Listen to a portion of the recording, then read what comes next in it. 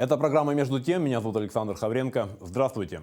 В Якутии продолжаются работы по реализации мер поддержки для мобилизованных, контрактников и их семей. Одной из основных мер является единовременная выплата в размере 200 тысяч рублей. И именно по этому пункту поддержки возникает большинство вопросов. Главой республики принято решение о том, что получателем данной выплаты может стать и сам мобилизованный. Это сделано потому, что нередко возникает ситуация, когда военнослужащий призван из Якутии, а его родители или близкие проживают за пределами республики. Или в случае, когда на выплату претендует несколько членов семей военнослужащего.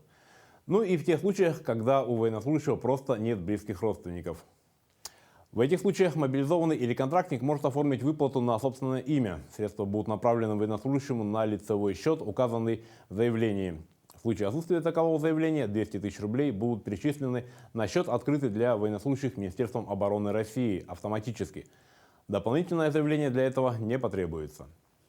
По всем вопросам получения мер социальной поддержки можно обратиться на горячую линию по номеру 122, а с прошлой пятницы в районах республики начали работать телеграм-каналы для матерей, жен и членов семей военнослужащих. Группы действуют для того, чтобы оперативно в течение суток направлять ответы на возникшие вопросы.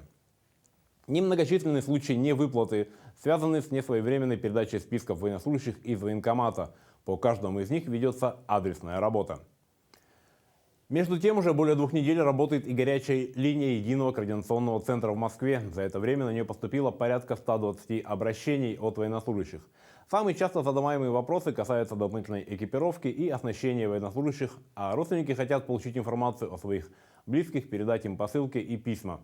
В ближайшие дни начнут работу территориальные опорные пункты, которые позволят ускорить доставку грузов и сообщений из Якутии нашим военнослужащим. Практически в режиме нон-стоп из республики бойцам, находящимся на территории проведения специальной военной операции, и бойцам, проходящим боевое слаживание в гарнизонах, отправляются посылки с вещами, обмундированием, тепловизорами, квадрокоптерами и другой необходимой амуницией и техникой.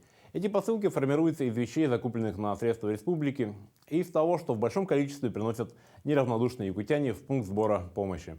Всего доброго.